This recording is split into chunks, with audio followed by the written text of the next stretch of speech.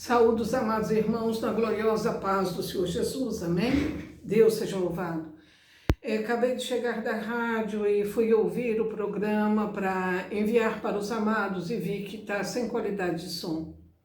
Por isso resolvi gravar a mensagem de hoje aqui mesmo em minha casa e eu espero que possa falar profundamente ao coração de cada um dos amados.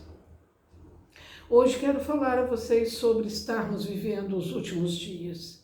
Naturalmente, todos estão vendo as barbaridades que está sendo, acontecendo na nossa sociedade, na nossa geração, e não é difícil compreender que isso realmente é os últimos dias e que Jesus está voltando. Deus seja louvado. Então, quando nós vemos em Timóteo, capítulo 3, versículo 1, Paulo, escrevendo para Timóteo, diz: sabe, porém, isto, que nos últimos dias sobrevirão tempos difíceis. Em 2 Timóteo, capítulo 3, Timóteo estava muito assustado, porque a igreja estava sendo perseguida.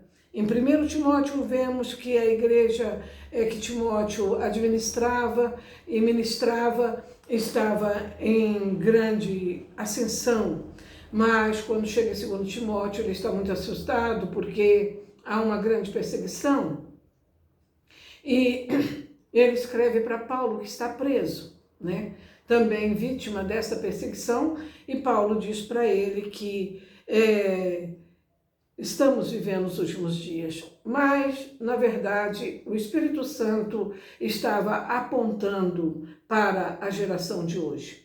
Nós vemos as barbaridades, as mudanças das leis, ou mesmo havendo uma passagem por cima das leis e se fazendo homens, acima do direito, do bem e do mal.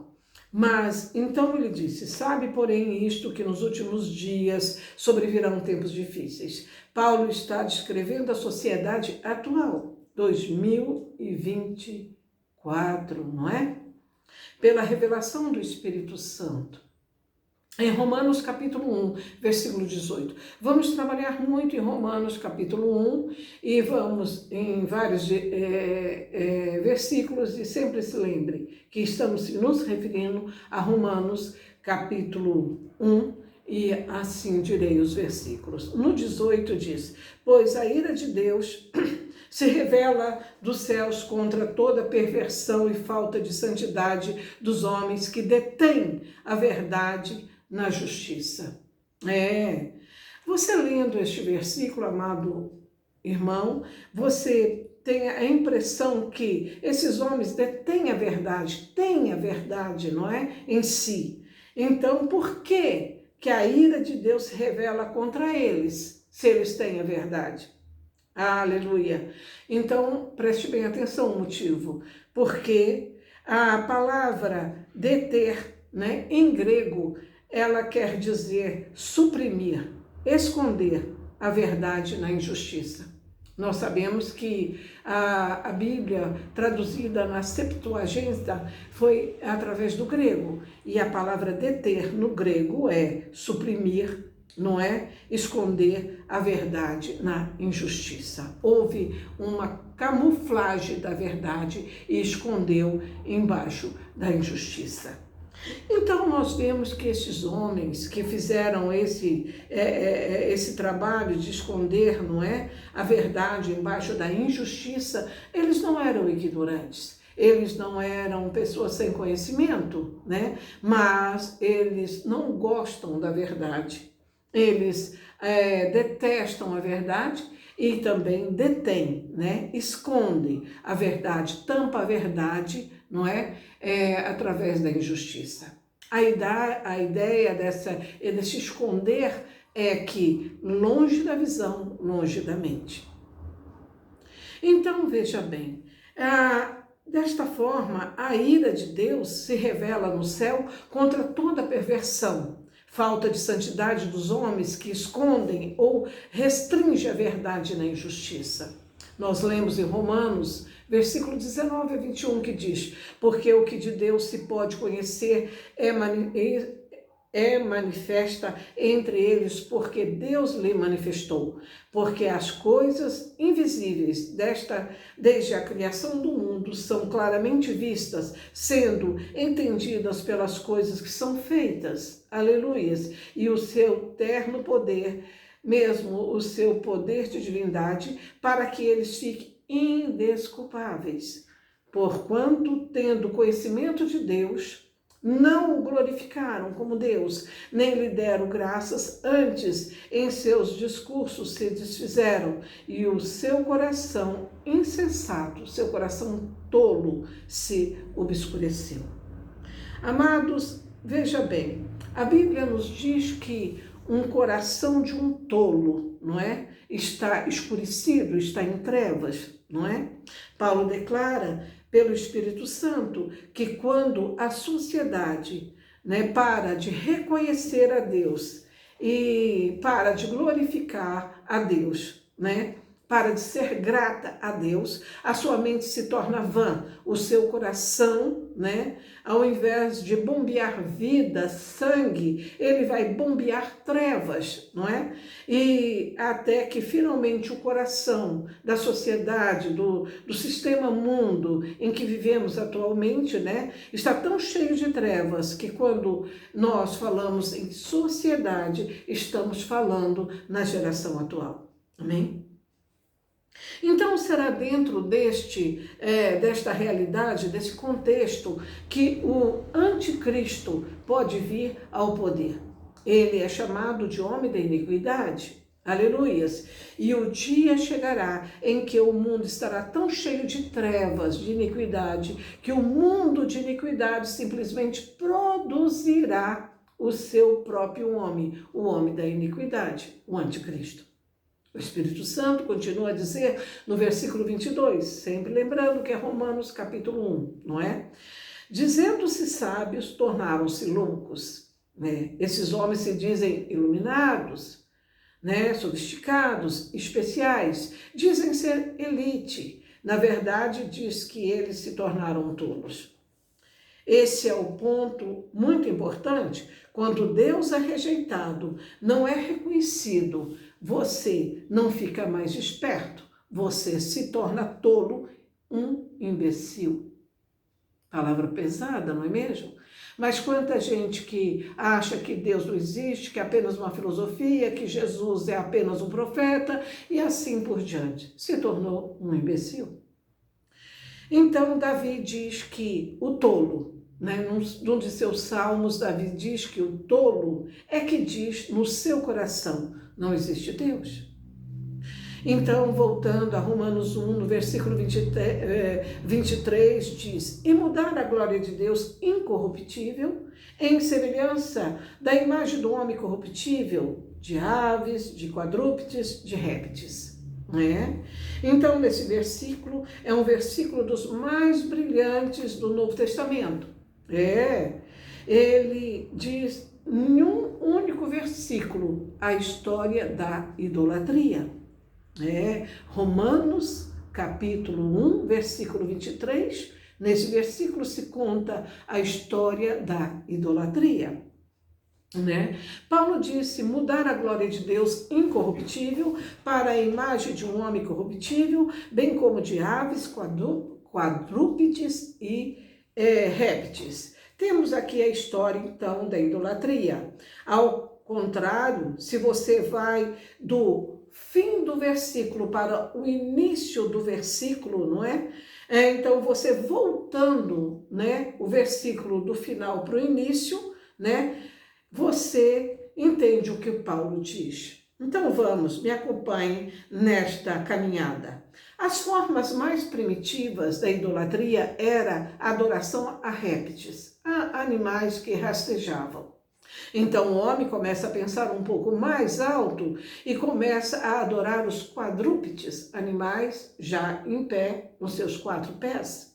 Então começa a ver as aves no céu, voando no céu, eleva um pouco mais o seu pensamento e começa a adorar as aves.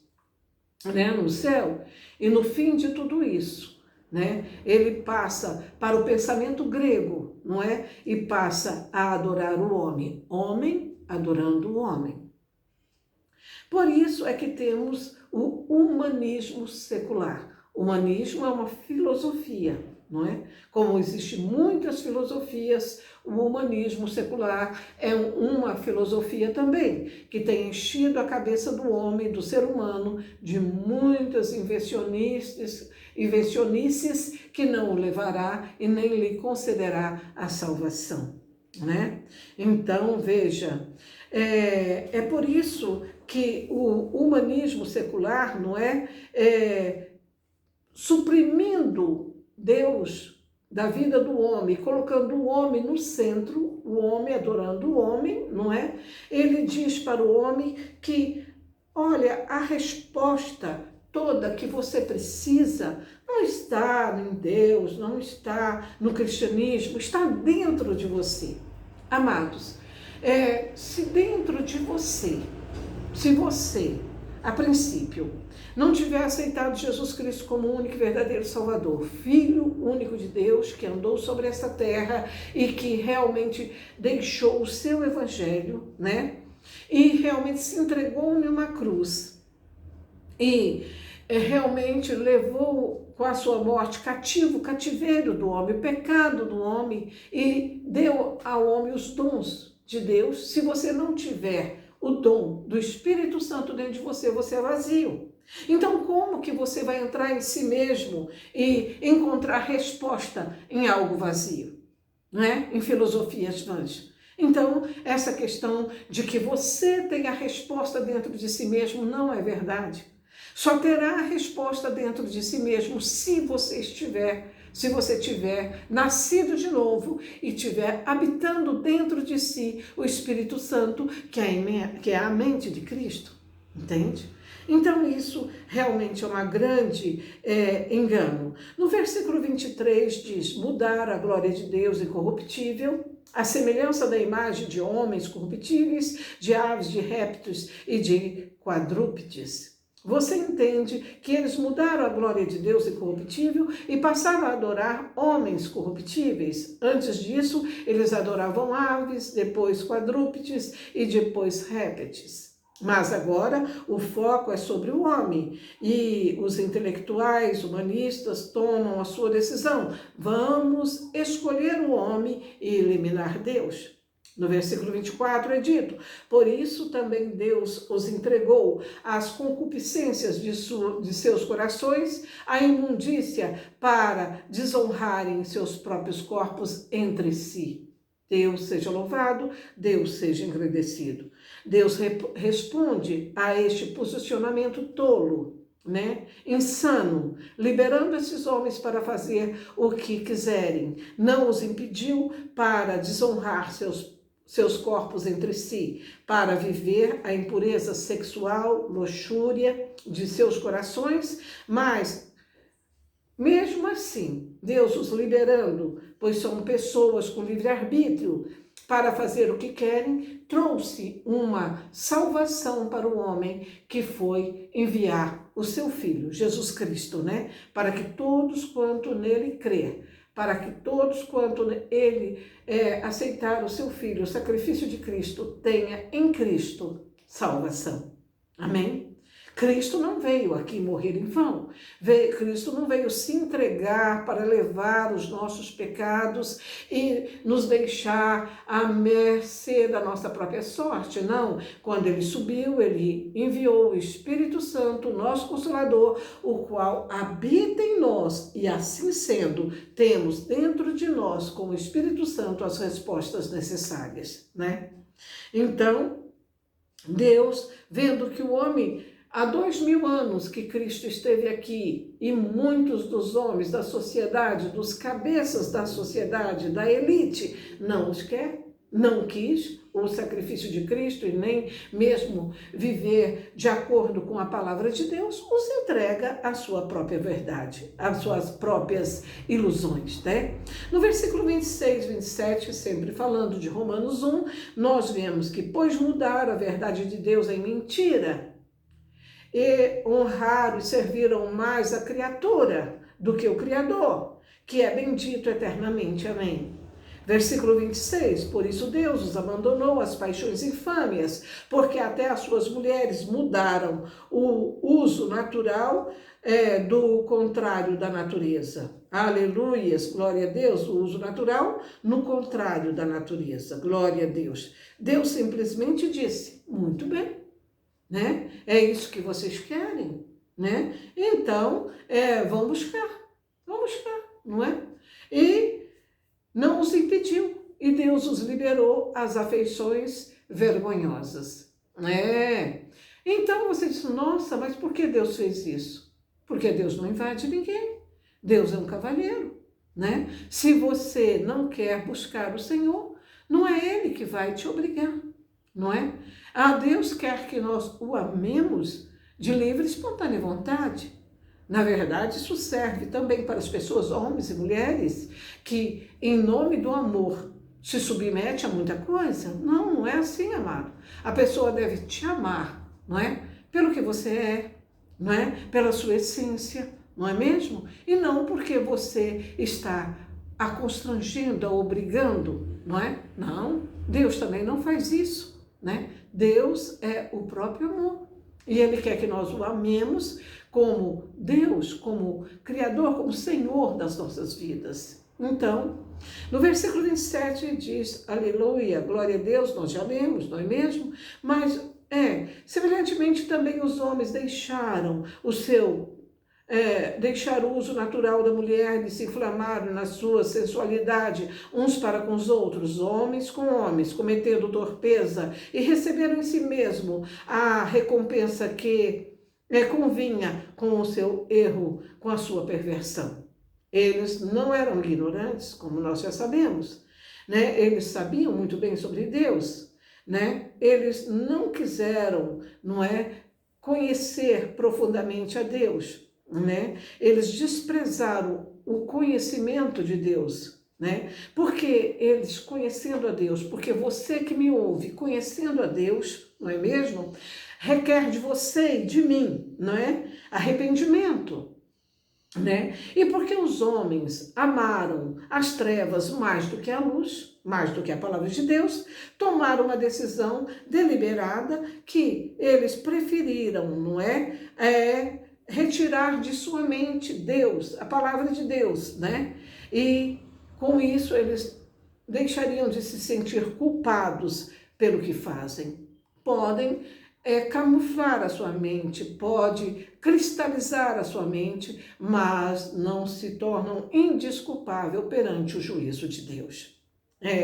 Por isso Deus os abandonou nas paixões infâmias. No versículo 28 de Romanos 1, diz, por eles desprezarem o conhecimento de Deus, o próprio Deus os entregou a uma disposição mental reprovável para praticarem coisas inconvenientes. Reprovável. A palavra reprovável significa a perda total da sensibilidade. Isso é, eles se corromperam até o ponto de eles não mais terem habilidade, sensibilidade de sentir culpa, vergonha do que fazem. Hoje em dia a gente não tem mais a tranquilidade de ir a um lugar público, aberto a todos os tipos de pessoas, as quais não são adeptas a todo tipo de filosofia, e encontrando homens e mulheres se beijando, se agarrando, tendo o desplante de achar, é meu direito, eu estou aqui no lugar público, faço o que quero. Não, amado. O lugar público quer dizer que é um lugar aberto a todos e que deve ter o mínimo, de decência, de pudor, para que todos, possam usar do ambiente de uma forma tranquila, de uma forma sem constrangimento. Mas hoje, devido a muitas filosofias, as pessoas se acham liberadas para fazer o que anteriormente, até mesmo escondido, era realmente vergonhoso. Então, ser reprovável, ingrato, sem santidade, isso leva as pessoas a deixarem de agradecer a Deus. São pessoas sem afeição natural.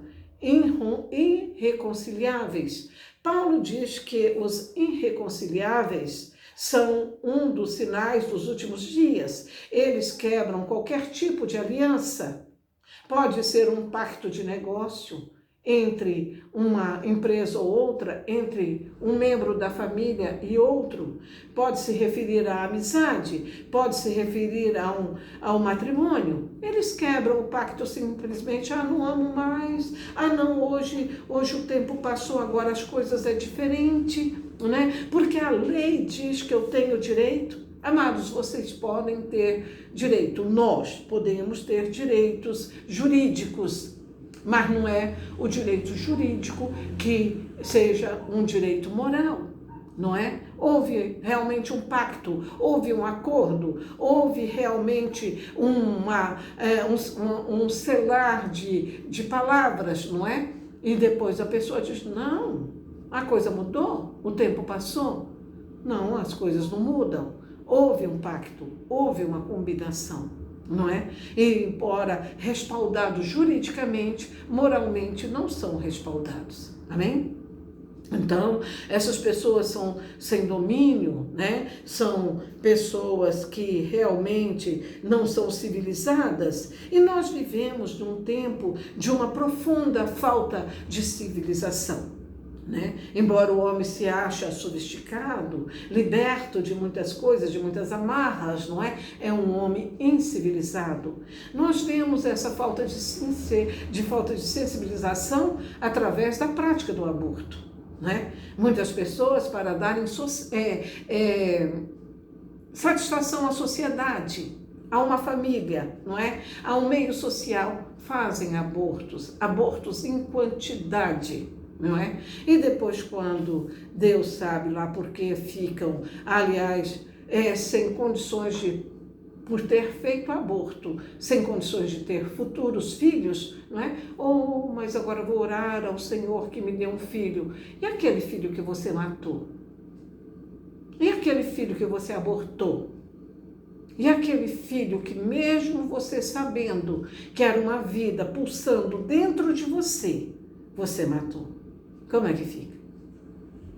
Então, amados, nós estamos vivendo uma civilização que está totalmente sem civilização, né? Com a prática do aborto, que se mata bilhões de bebês em torno do mundo, e ainda assim, né? Esta geração se acha sofisticada, culta e civilizada. Civilizada onde, amados? Anteriormente se matava pessoas nos estádios, não é? Aquele monte de gente em volta do estádio, gritando, né? E pessoas são jogadas ali para os leões, são jogadas ali para gladiadores, e elas tinham que lutar, não é? E lutar até que venha morrer, ou então até que venha matar. Então, hoje nós não matamos pessoas, não é? Num coliseu, não matamos a pessoa no estádio, matamos pessoas numa sala, não é? Praticando o aborto. Então, também diz uma geração inimiga do bem. Olha como que é, o que é uma geração inimiga do bem. Vê se ela não está contextualizada com essa geração. Descreve estranhamente um país onde as leis apenas protegem os criminosos, os que quebram pactos, né? Os bons não têm proteção. Uma sociedade de cabeça para baixo, onde tudo foi revirado e agora as leis são a favor daqueles que fazem coisas erradas, aqueles que fazem, né, o certo não tem defesa. 8 de janeiro, alguém lembra de alguma coisa assim? Nós estamos vivendo os últimos dias, os tempos terríveis. E então, nós vemos que em 2 Timóteo, capítulo 3, versículo 4, é dito: traidores, precipitados, soberbos, mas amantes dos prazeres, que amigos de Deus, tendo aparência de piedade, mas negando o seu poder. Então, o Espírito Santo profetiza que nos últimos dias não apenas todas essas coisas ruins vão acontecer, mas também haverá uma manifestação de poder, onde o poder de Deus revelará que ele é maior. O poder de Deus é maior, aleluia, que o poder do inimigo. No Evangelho de João, capítulo 1, versículo 5, ele disse que a luz brilhou nas trevas e as trevas não tiveram o poder para derrubá-la. Amém? As trevas não tiveram poder para suprimi-la ou para dominá-la. A luz simplesmente brilha nas trevas e por 2000 anos a luz do Evangelho tem brilhado, independente do que tenha acontecido na sociedade. As trevas simplesmente não têm autoridade de apagar a luz. Em 2 Timóteo capítulo 3, versículo 16 e 17, nós encontramos a solução para nos proteger, para proteger a nós, a nossa família, o meio, no meio deste mundo tão de cabeça para baixo.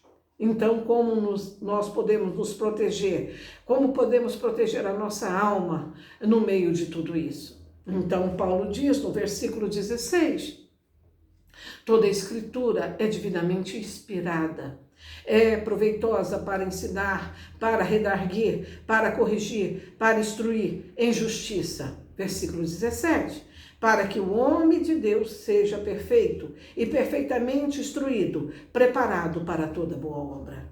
Note que no versículo 16, não é? Toda a escritura é divinamente, dada por inspiração de Deus. Inspiração de Deus, pneuma de Deus, sopro de Deus. Aleluia, glória a Deus.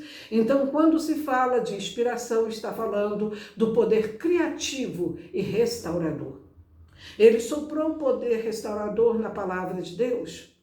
E se você levar a palavra de Deus para o seu lar, ela vai liberar a fragrância dos céus e vai realmente encher o seu lar da fragrância de Deus. E se você trouxer a palavra de Deus para dentro do seu coração, para a sua vida, ela produzirá os sons do céu na sua alma. Pedro diz em 2 Pedro, capítulo 1, versículo 21, porque a profecia nunca foi produzida por vontade do homem, aleluia, por homem algum, mas os homens santos de Deus falaram, inspirados pelo Espírito Santo. A Bíblia Sagrada não é como qualquer outro livro, é um livro diferente. Este livro não é apenas sobre Deus, ele contém Deus. Aleluias! Deus está dentro deste livro. Ele soprou dentro dele as suas moléculas. O sopro de Deus. As moléculas de Deus estão dentro da Bíblia. O seu poder criativo está dentro da Bíblia. Os seus poderes restauradores estão dentro da Bíblia. Tudo que Deus é está dentro da Bíblia. Amém? Então, será que você tendo acesso à Bíblia, você podendo ter acesso, ter Bíblias de várias versões, não é? Ter Bíblias na sua casa, no seu carro, no seu quarto, na cabeceira da sua cama, e você não abre, não é? Não lê, não é? Então você se torna indiscutável. Isso acaba sendo até mesmo um próprio crime contra a tua alma. Aleluia! A Bíblia é a boca de Deus falando aos homens. Para concluirmos, eu lerei o versículo que está em Hebreus capítulo 3, versículo 12, que diz assim: tende cuidado. Mais uma vez, tende cuidado. Irmãos, jamais aconteça haver em qualquer de vós perverso coração de incredulidade que vos afaste do Deus vivo. Está na versão, revista e atualizada de Almeida. Amados, ficamos por aqui. Vamos orar. Deus Pai Todo-Poderoso, Criador do céu e da terra e de tudo quanto há. que mandou o seu Filho Jesus para que caminhasse sobre essa terra e deixasse o Evangelho, a sua palavra, a bússola que nos conduz ao céu. Que depois de fazer esse trabalho excelente, que foi deixar o seu Evangelho, deixar o seu testemunho vivo, no qual ele ressuscitou mortos, multiplicou pães, curou enfermos, deixou também o seu nome, o nome de Jesus. O nome é sobre todos os nomes, que para todos aqueles que creem no nome de Jesus, o aceitou como único e verdadeiro Salvador, possa usá-lo em favor de todos aqueles que ainda não o conhecem. Pai, que nunca venha haver em nosso coração um coração de um espaço para a incredulidade. Que nós jamais sejamos incrédulos, que nós venhamos a crer na Tua palavra, no sacrifício de Jesus, e que nós possamos, meu Deus, ter um espaço grande para que venha habitar em nós a Sua palavra e que nós venhamos ser livres de tudo que não provém de Ti. Amém? Deus seja louvado, Deus seja engrandecido. Receba a bênção. O Senhor te abençoe e te guarde. O Senhor faça resplandecer o seu rosto sobre ti e tenha misericórdia de ti. O Senhor sobre ti levante seu rosto e te dê a paz, e todos que me ouvem possam dizer amém. Amados irmãos, nos despedimos de todos na gloriosa paz do Senhor Jesus e que nós possamos vir nos falar novamente, oportunamente, assim que Deus nos conceder. Deus os abençoe profundamente. Amém. Glória ao Pai, ao Filho, ao Espírito Santo. Amém.